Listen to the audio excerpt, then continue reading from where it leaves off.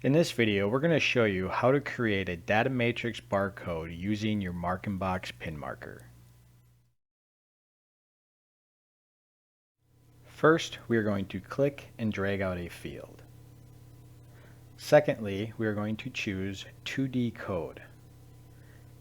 Third, we're going to type in the information we want behind the code. Once we have our information finalized, then we can choose from Data Matrix or a QR code. For this example, we are going to stick with a Data Matrix. Next to it is Link and Dimensions. We can link different text fields to the code and also change the dimensions. The dimensions help with readability to change the resolution of the dots within the code. Now we can work on the details. For our height, we're going to change that to 8 millimeters. And our force and speed, we're going to go to advanced settings. Under here, we're going to change our force to 20. And our speed, we're going to change to the fastest at 99.